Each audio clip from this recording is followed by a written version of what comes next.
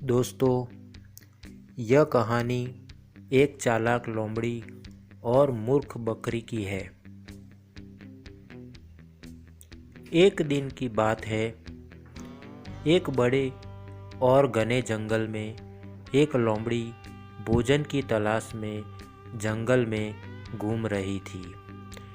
घूमते घूमते वह एक कुएं के पास पहुंची, जिसके चारों ओर दीवार नहीं थी।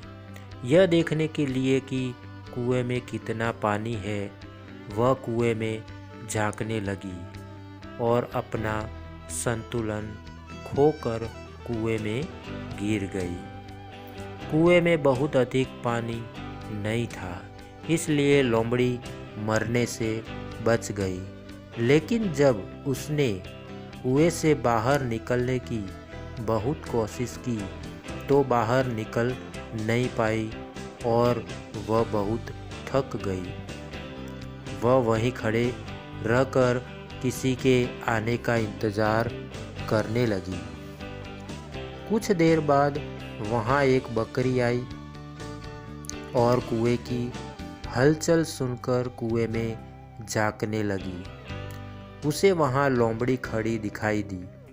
बकरी ने चकित होकर लोमड़ी से पूछा, लोमड़ी बहन, तुम कुएं में क्या कर रही हो?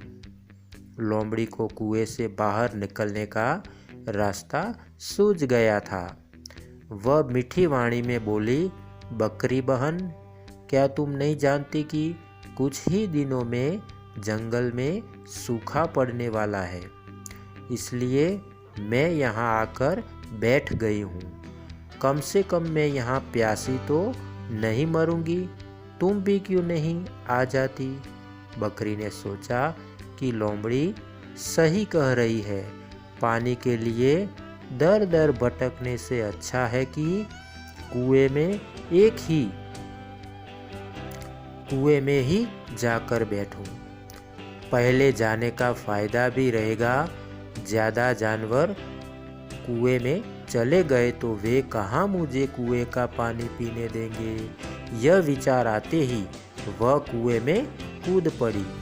जैसे ही वह कुएं के अंदर पहुंची, मौके की ताक में बैठी लोमड़ी उसकी पीठ पर चढ़ गई और कुएं से बाहर निकलकर जंगल में भाग गई। मूर्ख बकरी कुएं में पड़ी रह गई।